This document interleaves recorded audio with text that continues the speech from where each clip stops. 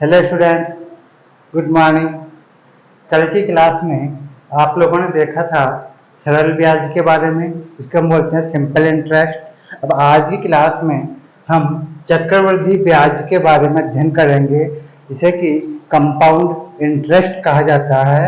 कल मैंने आपको ये भी बताया था कि चक्रवृद्धि ब्याज और सरल ब्याज में क्या डिफरेंस होता है, दोनों में क्या अंतर होता है।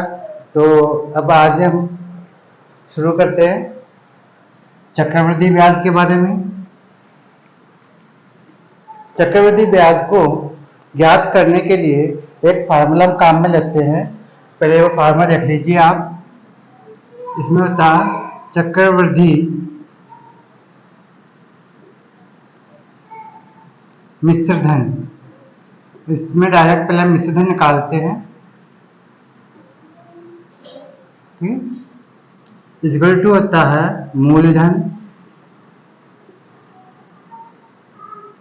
इंटू ब्रैकेट में 1 प्लस दर अपॉन 100, वो घात के रूप में आता है समय।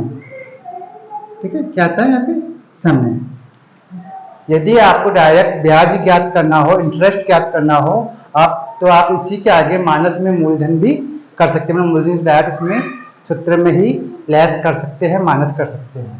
ठीक है, तो अभी इसको हम शॉर्ट फॉर्म अगर लिखें, कैसे लिखेंगे?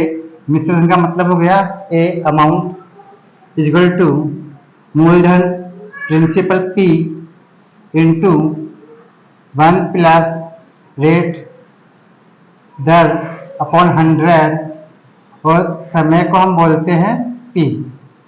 ठीक है, टी है टाइम, जो कि घात के रूप में आता है। इस तरीके से ये चक्रवृद्धि ब्याज का एक फार्मूला होता है। अब आपने मिश्र धन तो ज्ञात कर लिया इस फार्मूले से। ठीक, मिश्र धन का मतलब क्या होता है? ब्याज मिला हुआ धन, मतलब आपका प्रिंसिपल वाला अमाउंट प्लस इंटरेस्ट, दोनों को मिलाने पे क्या बनता है? मिश्र धन बनता है, टोटल अमाउंट बनता है।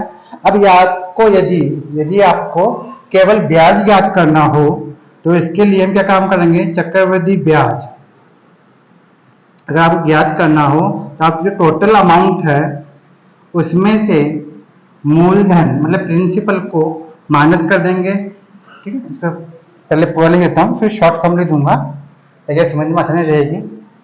चक्रवृद्धि ब्याज इज इक्वल टू, यहाँ पहले लिख लीजिए आप, मिश्र धन माइनस मूलधन। ठीक है, पहले हिंदी में लिख लेते हैं, फिर शॉर्ट फॉर्म लिख देंगे। तो चक्रवृद्धि ब्याज मतलब होता है CI, कंपाउंड इंटरेस्ट। ठीक है, compound interest is equal to मिश्र धन टोटल अमाउंट माइनस मूलधन मतलब P। तो इस तरीके से पहले हम टोटल अमाउंट ज्ञात कर लेते हैं, और टोटल अमाउंट ज्ञात करने के बाद में उसमें से प्रिंसिपल मतलब मूलधन को हम लेस कर देते हैं, माइनस कर देते हैं, और आपको इस तरह से केवल ब्याज प्राप्त हो जाता है। तो दोनों फार्मूले आपको ध्यान होने चाहिए, ध्यान में रखनी चाहिए आपको। अब देखिए, इन सबके अलावा इस चक्रवृद्धि ब्याज में एक चीज और होती है जिसे हम बोलते हैं अवधि, टाइम पीरियड। ठीक है, एक अवधि और होता है। अवधि क्या होती है देख लीजिए संगठन में आपको। अवधि देखिए, जब हम किसी से पैसे उधार लेते हैं तो उसमें क्या होता है कि एक ब्याज चुकाने का टाइम पीरियड फिक्स कर दिया जाता है। जैसे आपको ब्याज हर वर्ष साल के साल जुड़ेगा, मतलब पर ईयर के हिसाब से आपका ब्याज इंटरेस्ट जोड़ा जाएगा, या हो सकता है आपका जो इंटरेस्ट है मतलब हर आधे वर्ष के अंदर, मतलब हर आधे वर्ष में आपका ब्याज जोड़ा जाए। और ये भी हो सकता है कि आपका ब्याज मतलब हर 3 महीने के हिसाब से जोड़ा जाता हो। तो इसमें मुख्य रूप से आपके सवाल में 3 तरह की अवधि आती है, जिसको बोलते हैं टाइम ऑफ पीरियड। तो एक तो होता है वार्षिक, यदि आपका ब्याज पर ईयर के हिसाब से जोड़ा जाता है तो उसे हम बोलते हैं वार्षिक। ठीक है, दूसरा होता है अर्धवार्षिक। अभी समझाऊंगा मैं आपको इसका मतलब क्या होता है, किस तरह से होता है अर्धवार्षिक। ठीक है? अगर आपका ब्याज, आपका जो इंटरेस्ट है हर 6 महीने के अंदर, मतलब हर 6 मंथ, आफ्टर 6 मंथ में ऐड किया जाए तो उसको बोलते हैं अर्धवार्षिक, हर हाफ ईयर। तो थर्ड होता है त्रैमासिक। ठीक है, त्रैमासिक मतलब 3 महीने। ठीक है, अब ठीक है, अब इसके बारे में समझ लीजिए, आपको पहले समझाता हूं मैं आपको। देखिए, जब कभी भी आपकी वार्षिक अवधि हो तो आपको दर और समय में कोई भी चेंज नहीं करना, कोई भी समय और दर में कोई चेंज नहीं करना, मतलब नो चेंज। ठीक है, कोई चेंज आपको नहीं करना। जो दर दे रखी है वो आपको वार्षिक दी हुई होती है, और जो समय दिया हुआ वो भी आपका वार्षिक ही रहता है। यदि आपके अवधि अर्धवार्षिक हो, ठीक है, तो आप क्या काम करेंगे, समय को, जो आपको समय दिया हुआ उसको 2 से मल्टीप्लाई करेंगे, समय को 2 दुगुना कर देंगे। जैसे 1 दिया हुआ तो हम 1 को 2 से मल्टीप्लाई करेंगे, कितना जगह 2। यदि आपके पास में 2 वर्ष दिए हुए हैं तो 2 को मल्टीप्लाई करेंगे 2 से, कितना हो जाएगा 4। तो हम समय को मल्टीप्लाई करेंगे 2 से, समय को दुगना करते हैं, जबकि जो दर होती है, दर को हम हाफ कर देते हैं, आधी कर देते हैं, दर में 2 का भाग देते हैं। दर को तो आधा कर देते हैं और समय को 2 गुना कर देते हैं। ऐसा क्यों होता है समझ में आ जाएगा थोड़ी देर बाद में, अभी आप कंफ्यूज मत होइए, अभी सिर्फ समझ लीजिए आप कि समय को तो 2 से गुना करना होता है, मतलब मल्टीप्लाई करना होता है, 2 से दुगना करना होता है, जबकि दर को आधा करना होता है, हाफ करना होता है। ठीक है, यदि आपकी अवधि त्रैमासिक हो, क्या हो, त्रैमासिक हो, तो हम क्या काम करेंगे, इसमें समय को तो 4 गुना करेंगे। कितना गुना करेंगे, 4 गुना करेंगे, जबकि जो दर होती है, दर को हम 1/4 करेंगे, 1/4 करेंगे, 1/4 कर देंगे, डिवाइड करेंगे 4 से। ऐसा क्यों होता है, अब बहुत समझ लीजिए, समझाता मैं आपको। ये त्रैमासिक के लिए है, ठीक है, ये जो नियम है ये किसके लिए है, त्रैमासिक के लिए, और ये अर्धवार्षिक के लिए, और वार्षिक तो आपको कोई चेंज नहीं करना। अब ऐसा क्यों करते हैं, कहां समझिए। ठीक है, हम एक एग्जाम्पल ले लेते हैं, उससे समझ में आ जाएगा आसानी से। तो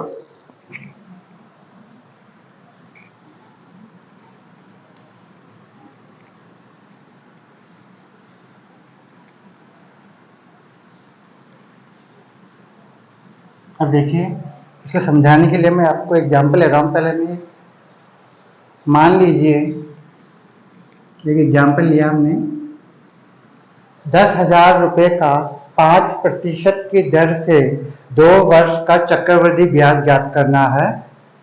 10,000 से 10,000, 10,000 रुपए का कितने वर्ष 5% की दर से, कितने प्रतिशत दर से, 5%, 5% की दर से, ठीक है, 2 वर्ष का चक्रवृद्धि ब्याज, ठीक है, चक्रवृद्धि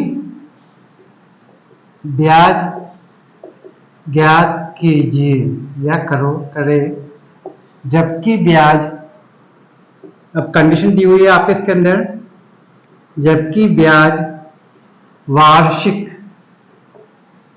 मतलब पर ईयर संयोजित होता है, संयोजित होता है।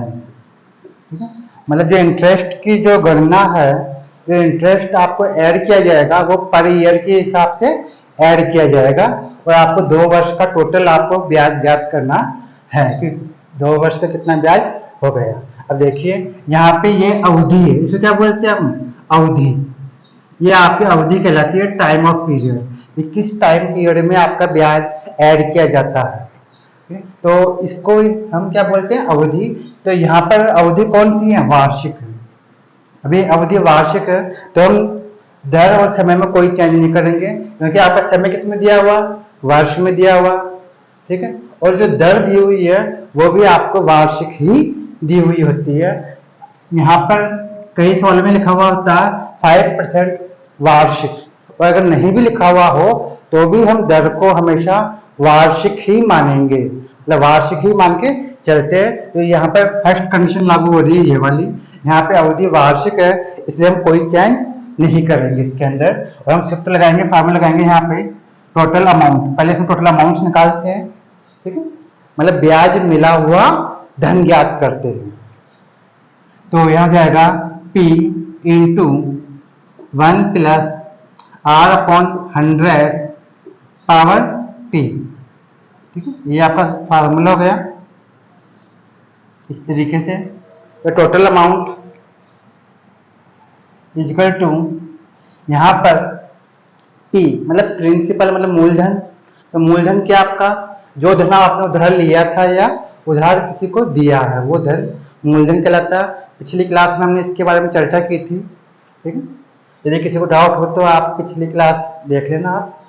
तो यहाँ पे मूलधन क्या है, यहाँ पर 10,000 10,000, ठीक है, इंटू 1 प्लस दर R, इसका मतलब रेट, तो रेट क्या है यहाँ पे 5%, तो 5 की 5 अपॉन 100 का 100 पावर T, सो T का मतलब टाइम, तो टाइम कितने वर्ष है यहाँ पे 2 वर्ष, तो 2। यहाँ तक कोई दिक्कत है आपको, ठीक है। यह जाएगा 10,000 इंटू 1 प्लस, सॉरी इसमें ऐड कर लेंगे 100 का मल्टीप्लाई आप 1 से करके और 5 को ऐड कर दीजिए, ठीक है, डायरेक्ट जोड़ देखते हैं अपन इस तरह से। 100 का पहले मल्टीप्लाई कर लेना आप 1 से, ये डायरेक्ट जोड़ करने के तरीके बता रहा हूँ मैं आपको, ठीक है, क्योंकि 1 के नीचे कोई भी यहाँ पे डिजिट नहीं है, तो आप 100 का मल्टीप्लाई 1 से करना, तो 100 का मल्टीप्लाई 1 से करना तो 100 रहेगा।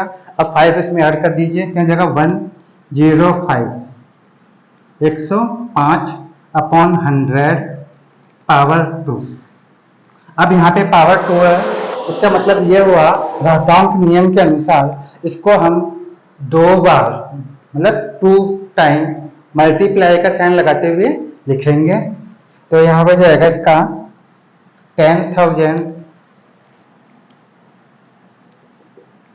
10,000 इंटू में 105 अपॉन 100, फिर इंटू में 105 अपॉन 100, इसको 2 बार लिखना होगा आपको, क्योंकि यहाँ पावर कितनी है 2 है।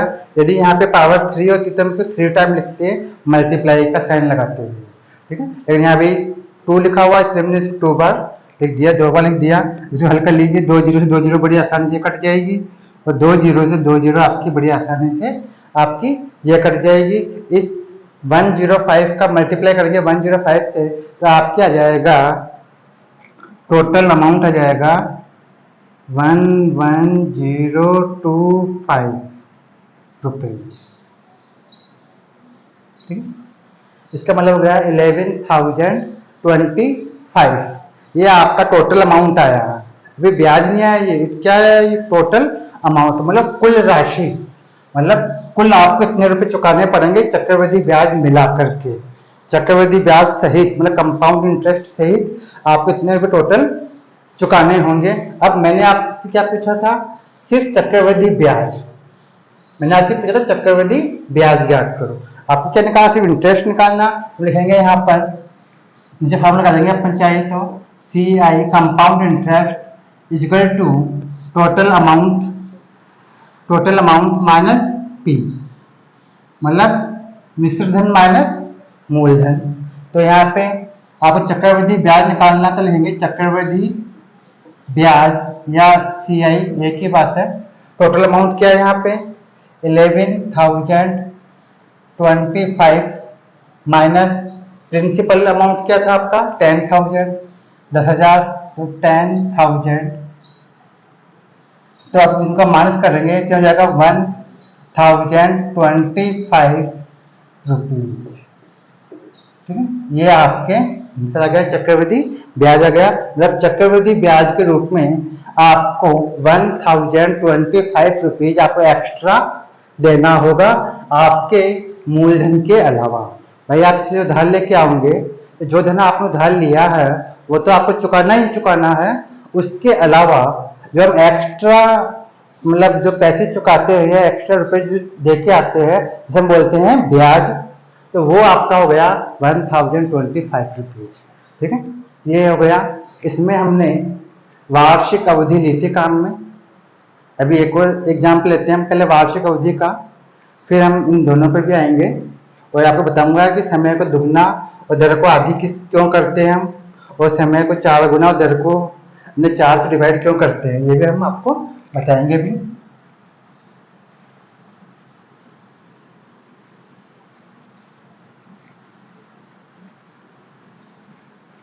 अब देखिए आगे,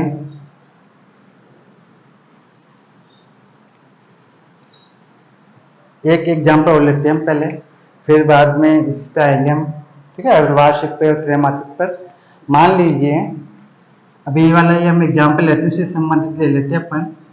मान लीजिए 10,000 रुपये हैं, वही 10,000 ले लेते हैं अपन, 10,000 रुपीज का। ठीक है, 10,000 रुपये का 1.5 वर्ष का, कितने वर्ष का, 1.5 वर्ष।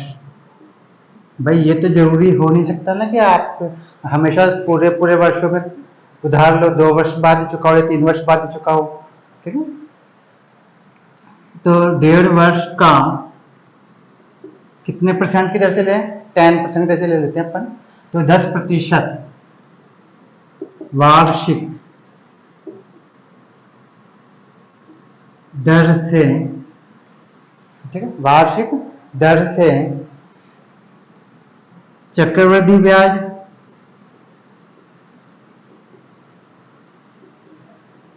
तथा कुल देय राशि ज्ञात कीजिए। कुल देय मतलब कुल चुकाई जाने वाली राशि, कुल देय राशि ज्ञात कीजिए जबकि ब्याज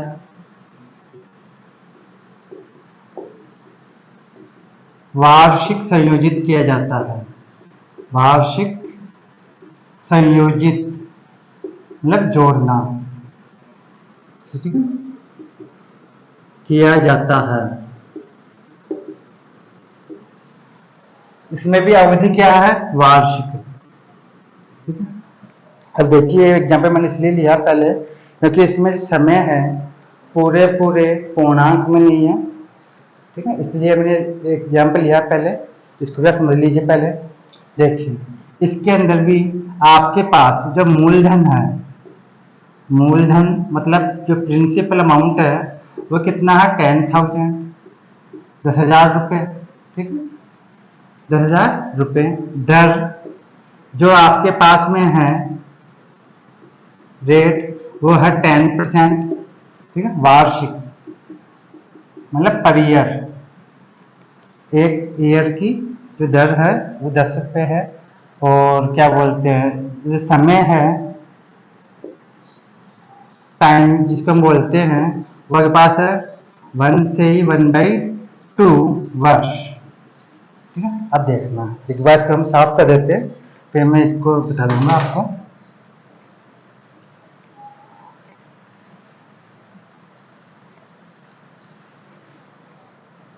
अब देखिए हम सबसे पहले टोटल अमाउंट ज्ञात करेंगे। चक्रवृद्धि ब्याज को मिलाकर के कुल राशि आपको कितनी चुकानी है, सबसे पहले इसमें हम वो ज्ञात करते हैं। तो टोटल अमाउंट ज्ञात करने का जो फार्मूला होता है वो ये होता है, A = P इंटू ब्रैकेट में 1 + R/100 प्लस ए और पावर T। ये हमने फार्मूला लिख दिया टोटल अमाउंट ज्ञात करने के लिए। अब देखिए ध्यान से समझना इसको। Total amount A = P principal, सबसे पहले क्या था, P प्रिंसिपल अमाउंट मूलधन। मूलधन क्या आपका 10,000। तो 10,000 इंटू 1 प्लस रेट, दर, दर क्या आपकी यहाँ पे 10%, ऊपर जाएगा 10 अपॉन 100 पावर t, टाइम क्या आपका 1 से ही 1/2, ठीक है। यहाँ पे अब थोड़ा ध्यान देने वाली बात है, मैंने अभी इसके अंदर न तो मैंने दर में कोई चेंज किया अभी तक और न समय में कोई चेंज नहीं किया, ठीक है, अभी तक कोई चेंज हमने नहीं किया, ठीक है। अब देखना अब क्या चेंज करेंगे हम इसके अंदर, यहाँ पर हो जाएगा ए अमाउंट इजिकल टू 10,000 इंटू, अब देखिए यहाँ पे जो समय दिया हुआ है वो आपके पास है 1 से ही 1/2, इसमें एक वर्ष जो है वो तो पूरा पूरा अंक है, और जो दूसरा आपके पास डिजिट है ये एक फ्रैक्शन के रूप में मतलब आधा वर्ष, ठीक है, आधा वर्ष है। और आपको जो दर दी हुई है वो वार्षिक दी हुई है, मतलब पूरे साल की, मतलब पूरे एक वर्ष की जो रेट है वो दी हुई है, दर दी हुई है 10%। तो इसको हम एक बार तो 10 को पूरा पूरा दर लेंगे, क्योंकि भाई एक चीज बताइए, आप एक वर्ष तो आपने पूरा पूरा धन उधार रखा किसी का, और दूसरे वर्ष में आपने सिर्फ 6 महीने ही, मतलब आधे वर्ष ही आपने वो धन काम में लिया और आधे वर्ष बाद ही आपने अपने हिसाब चुकता कर दिया। तो जो दूसरा वर्ष था, अगला वर्ष जो आपका था, उसमें हम पूरे वर्ष का ब्याज क्यों देंगे, आधे वर्ष का ही ब्याज देंगे ना। तो इसलिए इसमें 10 को एक बार तो लिखेंगे पूरा पूरा, इसको लिखेंगे एक बार ऐसे पूरा पूरा 1 प्लस 10 अपॉन 100, ठीक है। लेकिन जब दूसरी बार लिखेंगे यहाँ पर, तो एक दूसरी बार में हम दर को भी आधा करेंगे कि हमने आधे वर्ष ही उस धन को हमारे काम में लिया, ठीक है। तो यहाँ होगा 1 प्लस 5, 10 का कितना हो जाएगा 5 अपॉन 100, यहाँ पे सिर्फ दर को एक बार हम आधी करेंगे, ठीक है, क्योंकि यहाँ पे इसका अर्थ ये है 1 ईयर प्लस हाफ ईयर।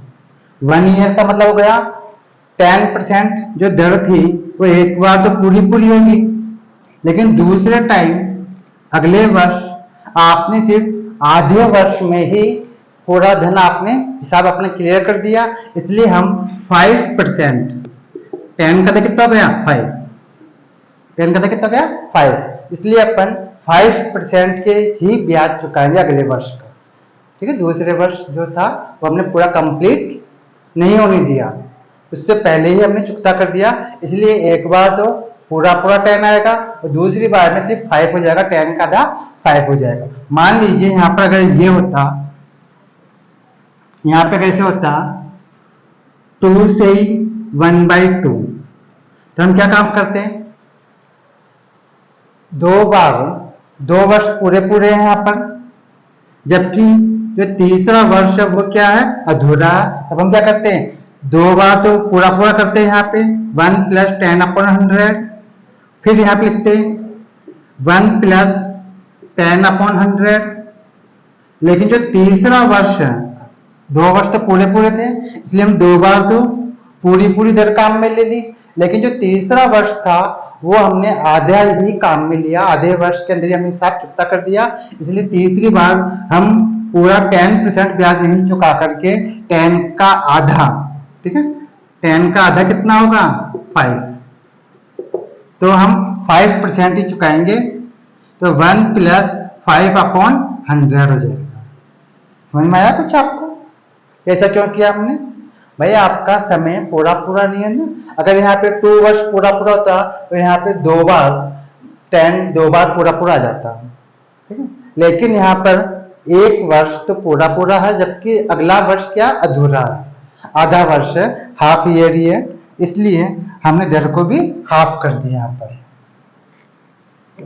ठीक है। अब देखिए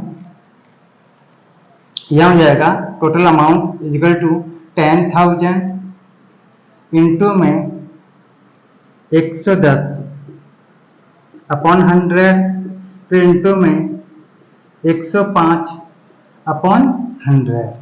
समझ आया कुछ, 100 का मल्टीप्लाई करके आप इस 10 को ऐड कर दीजिए तो 100 का मल्टीप्लाई करेंगे 1 से 100, फिर 10 जोड़ेंगे तो 110, तो यहाँ पे भी इस तरह से 105/100 हो जाएगा। इनमें भी आसानी से 2 जीरो कट जाएगी, 2 जीरो से 2 जीरो ये कट जाएगी। अब यहाँ पे टोटल अमाउंट क्या करना है आपको, तो 110 मतलब 110 और 105 105 गुणा करेंगे, आप मल्टीप्लाई करेंगे तो आपके आ जाएगा 11,550 रुपीज, ये आपके टोटल अमाउंट हो जाएगा इस तरीके से। अब आपको क्या ज्ञात करना है इसके अंदर, ब्याज। एक तो कुल देय राशि, ये कुल राशि तो आपकी ये हो गई, एकम से तो आपका ये हो गया, ठीक। आप टोटल 11,550 रुपीज आपको पे करनी है, टोटल चुकानी है। अब आपको ब्याज कितना दिया आपने, जो केवल इंटरेस्ट है वो आप कितना लगा, तो हम लिखेंगे यहाँ पर CI compound interest is equal to 11,550 rupees minus 10,000, मतलब इसमें से मूलधन हम माइनस कर देंगे, कि हमने उधार तो यही लिया था ना, बाकी तो क्या इसमें इंटरेस्ट मिला हुआ, मतलब ब्याज मिला हुआ, तो यहाँ पर जाएगा 1,550 रुपीज, 1550 रुपये, यह आपका टोटल ब्याज आ गया, चक्रवृद्धि ब्याज जिसको हम कहते हैं, या कंपाउंड इंटरेस्ट जिसे हम कहते हैं, ठीक है। आपको शायद समझ में आ गया होगा। अब देखिए, अब हम इसी सवाल में मैं चेंज कर रहा हूँ थोड़ा सा, ठीक है, इसी सवाल में थोड़ा चेंज कर देता हूँ ताकि आपको समझने में आसानी रहे। अभी जो हमने सवाल लिया है, इसमें मैंने अवधि दी थी ब्याज वार्षिक संयोजित होता है। कैसे संयोजित होता है, वार्षिक, मतलब पर ईयर के हिसाब से आपके ब्याज की गणना की जाती है, मतलब हर साल के साल आपके ब्याज जोड़ा जाता है, ठीक है। अब मैं इसी के अंदर इसी सवाल को चेंज कर रहा हूं, मैं यहाँ पे इसी सवाल में कर देता हूं, इसको तो साफ कर देते हैं।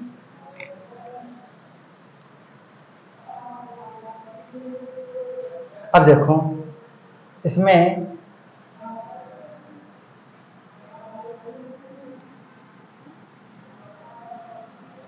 इसको भी साफ कर देते हैं पूरा ही।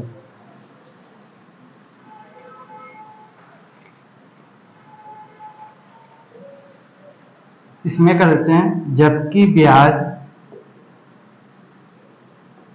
अर्धवार्षिक, इसमें करता हूं मैं अर्धवार्षिक संयोजित होता है।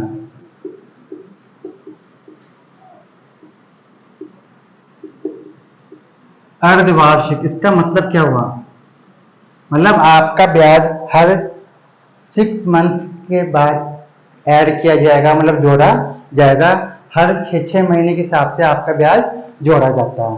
अब देखिए इसको कैसे करेंगे अपन, क्योंकि मैंने आपको शुरू में कहा था, जब भी आपका ब्याज अर्धवार्षिक देय हो, मतलब आपका जो इंटरेस्ट है हर 6 महीने के हिसाब से अगर ऐड किया जाए, तो आपको क्या करना, दर को आधा करना है और समय को दुगना करना है, 2 से मल्टीप्लाई करना है। क्यों करना, देखिए यहाँ पे मूलधन क्या आपके पास, मूलधन प्रिंसिपल अमाउंट वो है 10,000, सवाल वही है पहले वाला ही, ठीक है।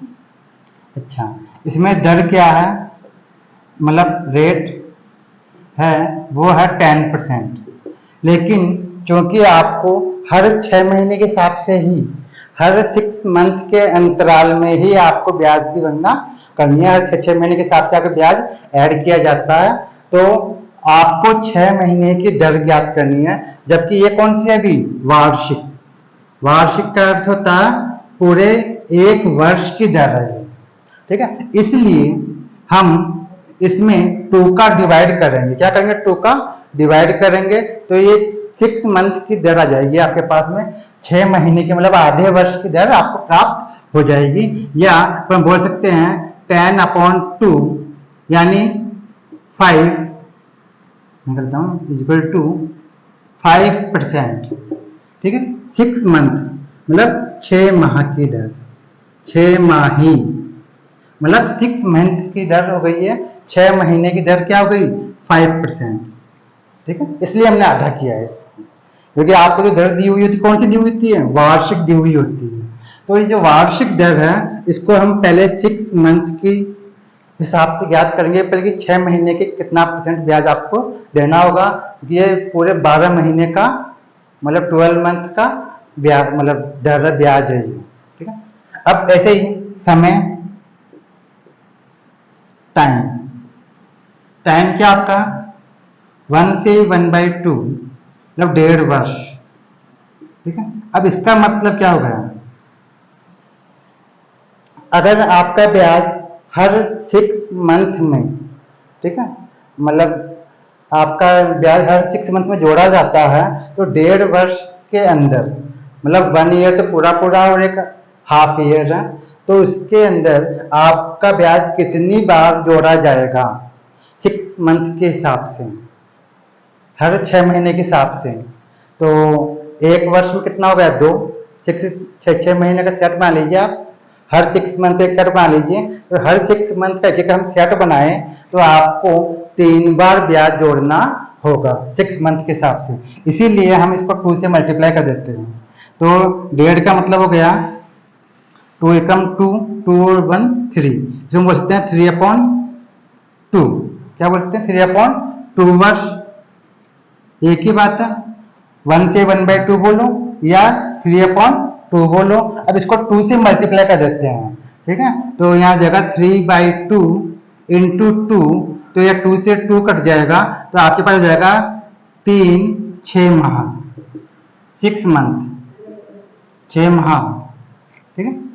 3 बार 6 महीने का अंतराल सेट बन जाएगा आपके, मतलब इसीलिए हम समय को 2 से मल्टीप्लाई करते हैं, मतलब 6 महीने के साथ साथ कितनी बार जाएंगे, ऐसा कोई जोड़ने के आप ऐसे 2 से मल्टीप्लाई करके ही बताएं। आप डायरेक्ट खुद भी सोच सकते हैं 1.5 वर्ष का मतलब क्या हुआ, 6 महीने के हिसाब से कितने सेट बनेंगे 1.5 वर्ष के अंदर, तो कितने सेट बनेंगे 3 सेट बनेंगे, इसलिए मैंने यहाँ पे 3 लिख दिया, ठीक है, हो गया दुगना। और वैसे ही ये जो दर दी हुई थी वो पूरे वर्ष की दी हुई थी, पूरे एक वर्ष की दर की थी 10%, तो हमको तो सिर्फ 6 मंथ के हिसाब से दर चाहिए, इसलिए हमने इसको 2 से डिवाइड कर दिया, मतलब 2 से डिवाइड करने पे कितना हो गया 5% 6 महीने, मतलब 6 महीने की 6 मंथ की ये तो दर हो गई, और 6 महीने के हिसाब से 1.5 वर्ष में हमें 3 बार ब्याज चुकाना होगा, ये मान लीजिए आप, ठीक है। अब हम फार्मूला लगाएंगे, फार्मूला में कोई चेंज नहीं होगा, फार्मूला वो का वही रहेगा। हम लिखेंगे यहाँ पे total amount equal to P into 1 plus rate upon 100 power T, ठीक है। तो टोटल अमाउंट इजिकल टू मूलधन यहाँ पे है 10,000 10,000 ये रहा मूलधन इंटू 1 प्लस दर। अब देखिए दर हम कौन से काम में लेंगे, ये लेंगे ये काम में लेंगे, हम यहाँ पे दर ये वाले काम में लेंगे, क्योंकि यहाँ पे अर्धवार्षिक संयोजित ब्याज होता है, हर आधे आधे वर्ष में आपका ब्याज जोड़ा जाता है, संयोजित का मतलब है जोड़ना, ठीक है। तो यहाँ पे 5 आया काम में, 5 अपॉन, ठीक है, 100। अब टाइम, तो यहाँ पर हर 6 महीने के हिसाब से आपको 3 बार आपका ब्याज मतलब इंटरेस्ट इंक्लूड किया जाएगा, जोड़ा जाएगा, इसलिए हम यहाँ पे 3 लेंगे, क्या लेंगे यहाँ पे 3 लेंगे, समझ गए, यहाँ चलेंगे 3 लेंगे। तो यहाँ पर टोटल अमाउंट करेंगे तो जाएगा 10,000 इंटू डिवाइड कर सकते हैं आप 100 का, इससे मल्टीप्लाई करेंगे 1 से तो 100, 5 ऐड करेंगे तो 105 अपॉन 100 पावर 3, तो इसको हम 3 टाइम लिखेंगे, कितने बार लिखेंगे 3 बार लिखेंगे, विच 6 मंथ के हिसाब अंतराल में 6 महीने के हिसाब से आपको 3 बार ब्याज देना है। तो यहाँ हो जाएगा total amount equal to 10,000 into 105 upon 100, फिर इंटू में 105 अपॉन 100, फिर इंटू में 105 अपॉन 100। तो इन सबको आपको मल्टीप्लाई करके हल करना, तो यहाँ पे 2 जीरो से 2 जीरो ये कट जाएगी, 2 जीरो से 2 जीरो आपके ये कट जाएगी। अगर आप चाहें इसको काट सकते हैं, जब 5 से डिवाइड करेंगे तो हो जाएगा 20, इसमें हो जाएगा 21, इसमें 5 को डिवाइड करेंगे तो यहाँ हो जाएगा 4 और यहाँ पे हो जाएगा 21। अब 105 105 21 इसको मल्टीप्लाई करेंगे और 4 से डिवाइड करेंगे तो आपको प्राप्त होगा 11576.25 रुपीज। इस तरह से आपके आंसर आ जाएगा 11,576 रुपये और 25 पैसे। ठीक है, यह आपका टोटल अमाउंट इस तरह से आ जाएगा। आप क्या देख लेना, अभी थोड़ी समय की कमी की वजह से मैंने जैसे लिख दिया। अब निकालना क्या आपको, ब्याज ज्ञात करना, चक्रवृद्धि ब्याज ज्ञात करना। लिखेंगे यहाँ पर कंपाउंड इंटरेस्ट चक्रवृद्धि ब्याज equal to total amount minus principal. ठीक है, तो यहाँ हो जाएगा चक्रवृद्धि ब्याज, चाहे आप हिंदी में लिख दीजिए चाहे इसे शॉर्ट में लिख दीजिए।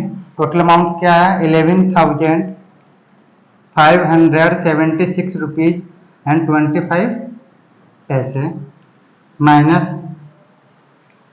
कुल मूलधन की तरफ 10,000 10,000, तो यहाँ हो जाएगा 1,576 रुपीज एंड 25 पैसा। ठीक है, इतना ये आपका आ गया ब्याज और ये आ गया आपका टोटल अमाउंट। ठीक है, ये याद करना था आपको, समझ में आ गया होगा। अब देखिए कि लास्ट एग्जाम्पल एक हम और ले लेते हैं। ठीक है, अब देखिए समझ में आ गया होगा शायद। अर्धवार्षिक के अंदर मैंने आपको ये कहा था कि हम दर को तो आधा करते हैं, तो 10 का हाफ करने पे कितना हो गया 5% हो गया, और जो टाइम था समय था उसको अपन 2 से मल्टीप्लाई कर देते हैं, उसको वर्ष में बदल करके। तो यहाँ पे पहले मैंने इसको सिंपल फ्रैक्शन के रूप में चेंज किया, सरल भिन्न के रूप में चेंज किया, फिर 2 से मल्टीप्लाई किया, 2 से 2 कट गया और यहाँ पे 3 ऐसे कैसे यूटिस बच गया। और वैसे तो कॉमन सेंस की बात आप खुद वैसे भी सोच सकते हैं, 1.5 का दुगना कितना होगा 3 होगा, और 10 का हाफ कितना होगा 5 होगा। ठीक है, वैसे भी डायरेक्टली आप कर सकते हैं, क्योंकि आपका ब्याज अर्धवार्षिक जोड़ा जाता है, मतलब हर 6 महीने के हिसाब से ऐड किया जाता है इसलिए। अब देखिए आगे एक और हम एग्जाम्पल ले लेते हैं।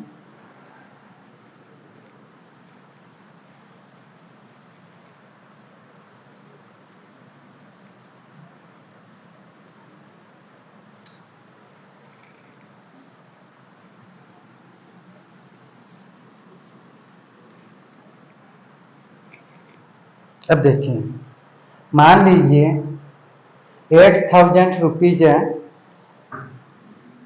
एक एग्जाम्पल ले रहे हैं हम, 8,000 रुपये का 12% 12% वार्षिक दर से। आपको एक चीज बता दूं मैं, आपकी जो दर दी हुई होती है हमेशा वार्षिक ही दी हुई होती है, मतलब पर ईयर के हिसाब से ही दी हुई होती है। ठीक है, तो ये दर हमेशा वार्षिक ही होती है। अगर यहाँ वार्षिक लिखा हुआ नहीं भी हो तो भी हम उसको वार्षिक ही मानेंगे। ठीक है, वार्षिक दर से 6 माह, कितने महीने 6 महीने, 6 माह का चक्रवृद्धि ब्याज ज्ञात कीजिए, जबकि ब्याज त्रैमासिक देय हो। जबकि कंडीशन दे रखी मैंने यहाँ पे, जबकि ब्याज त्रैमासिक देय हो, क्वार्टरली। हर 3-3 महीने के हिसाब से आपका ब्याज ऐड किया जाता है इसके अंदर। यहाँ पे एक कंडीशन है, ब्याज क्या जोड़ा जाता है त्रैमासिक। त्रैमासिक का मतलब है हर आफ्टर 3 मंथ्स। ठीक है, आफ्टर 3 मंथ्स मतलब हर 3 महीने के हिसाब से ब्याज ऐड किया जाता है। अब देखिए इसमें मूलधन क्या है आपके पास, प्रिंसिपल अमाउंट वो है 8,000 रुपीज, 8,000 रुपये। दर क्या आपके पास यहाँ पर, जिसको बोलते हैं रेट, वो है 12%। ठीक है, और आगे पास समय है, टाइम है, वो कितना, 6 मंथ, 6 माह, 6 मंथ। अब देखिए यहाँ पे अवधि क्या है, कंडीशन क्या दे रखी है आपके ब्याज ऐड करने की, वो है त्रैमासिक। ठीक है, त्रैमासिक मतलब हर आफ्टर हर 3 मंथ्स। ठीक, इस तरह से। अब देखिए ये आपके पास जो दर दी हुई है वो पूरे 12 महीने के हिसाब से दी हुई है। ठीक है, कितने हिसाब दे रखी है, पूरे 12 महीने के हिसाब से आपको ये दर दी हुई है। तो हर 3 महीने के हिसाब से एक वर्ष में कितने सेट होंगे, 4 सेट होंगे। कितने सेट होंगे, 4 सेट होंगे। 3 मंथ। ठीक है, देखिए आप 3 month plus 3 month plus 3 month plus 3 month, कितने सेट हो गए आपके पास में, 4। ठीक है, तो अब आपको पूरे 12 महीने की जो दर है वो 12% है। 12 महीने की जो पूरी दर है वो 12% है। तो 3 महीने की दर निकालने के लिए हम क्या करेंगे, 4 का इसमें डिवाइड कर देंगे। क्या कर देंगे, 4 का डिवाइड कर देंगे। इसीलिए मैंने आपको कहा था यदि आपकी अवधि त्रैमासिक हो तो हम दर को 4 से डिवाइड कर देते हैं, 4 से डिवाइड कर देते हैं, क्योंकि 3 महीने के हिसाब से इसमें कितने सेट होंगे, 4 सेट होते हैं। तो हमको सिर्फ एक 3 महीने की दर ज्ञात करनी है। ठीक है, तो यार आप ऐसे भी समझ सकते हैं, ये पूरे 12 महीने की 12 मंथ जो होते हैं की जो दर है वो 12% है। तो पहले आप 1 मंथ की निकाल लीजिए, 1 महीने की दर निकाल लीजिए। तो 1 महीने की जो दर होगी कैसे होगी, 1 मंथ की। ठीक है, 1 महीने की दर कैसे होगी, 12 का डिवाइड करेंगे। ठीक है, कितना हो गया, 1%। ठीक है, अब आपको कितने महीने की दर निकालनी है, 3 मंथ की। तो 3 मंथ के लिए 3 से मल्टीप्लाई कर दीजिए। तो 1 into 3 = 3%, 3%। मतलब 3 महीने की दर हो गई यहाँ पे 3% इसमें। जैसे भी आप कर सकते हैं, लेकिन सबसे आसान तरीका यह है, जब भी आपको अवधि त्रैमासिक दी हुई हो तो आप 4 से डिवाइड कर दीजिए। तो 3 महीने के साथ कितने सेट होंगे, इसमें 4 सेट होते हैं। तो आपको एक सेट की हर 3 महीने के साथ दर निकालनी है तो आप 4 डिवाइड कर दीजिए। ठीक है, या ऐसे भी कर सकते हैं आप, पहले 1 महीने की दर ज्ञात कर लीजिए, जो भी आपको दर दे रही है उसमें पहले 12 का डिवाइड कर दीजिए, और फिर जितने महीने की आपको दर निकालनी है उससे मल्टीप्लाई कर दीजिए। ठीक है, वैसे इसका मेन जो प्रोसेसिंग होती है, जो इसका तरीका होता है, इस तरह से भी आप ज्ञात कर सकते हैं। लेकिन अभी हम इसको 4 से डिवाइड कर रहे हैं क्योंकि यहाँ पे त्रैमासिक है। तो यहाँ 12/4 यह जाएगा 3%, त्रैमासिक, त्रैमासिक, त्रैमासिक मतलब 3 महीने की जो दर हो गई वो हो गई 3%। अब समय, मैंने कहा था समय को हम 4 से मल्टीप्लाई करते हैं, ये भी कहा था मैंने आपको। अब देखिए 4 से मल्टीप्लाई कैसे करते हैं, क्यों करते हैं, उसका कारण समझ लीजिए। ठीक है, अब देखिए यहाँ पे समय क्या है पास, 6 मंथ, 6 महीने। 6 महीने का मतलब क्या हो गया, हाफ ईयर, आधा वर्ष। ठीक है, अब मैंने कहा था समय को 4 से मल्टीप्लाई करना, लेकिन आपका समय वर्ष में होना चाहिए। किस में होना चाहिए, वर्ष में। तो मैं 6 मंथ का मतलब क्या हो गया, 1/2 ईयर। ठीक है, हाफ ईयर। अब इसको 4 से मल्टीप्लाई करेंगे, इसको 4 से मल्टीप्लाई करेंगे। मैंने कहा था समय को 4 गुना और दर को 4 से डिवाइड कर देते हैं। ठीक है, तो यहाँ पे मल्टीप्लाई करेंगे, समय है तो 2 का मल्टीप्लाई डिवाइड देंगे इसमें 2 बार। कितने जगह 2 × 2, तो 2 त्रैमासिक, 3 महीने 2 बार। जैसे डायरेक्ट आप दे सकते हैं कि 6 महीने टोटल समय है, तो 3 महीने के हिसाब से। ठीक है, 3 महीने के सेट बनाते हुए इसमें आपको कितनी बार ब्याज जोड़ा जाएगा, कितनी बार ब्याज चुकाना होगा। तो यहाँ पर हो जाएगा 2, कितने सेट बनेंगे 3-3 महीने के हिसाब से? 2 सेट बनेंगे, इसलिए हम 2 त्रैमासिक कर देंगे यहाँ पे। 2 3-3 महीने के सेट, मतलब 3 मंथ्स वाले 2 सेट हो गए यहाँ, ठीक है। इसलिए समझ आया कुछ कि हम 4 से मल्टीप्लाई क्यों करते हैं, ठीक है। या वैसे आप समझ सकते हैं, वैसे आप समझ में आ गए हो शायद, ठीक। क्या आपको जो अवधि दी हुई होती है उस अवधि के अनुसार ही हम दर को और समय को हम चेंज कर लेते हैं। अब देखिए सूत्र लगा देंगे वापस से, यहाँ हो जाएगा amount equal to P into 1 plus R/100 इसकी पावर P, हो जाएगा amount, total amount equal to P, मूलधन कितना है यहाँ पे 8000 इंटू 1 प्लस दर हम कौन सी काम में लेंगे?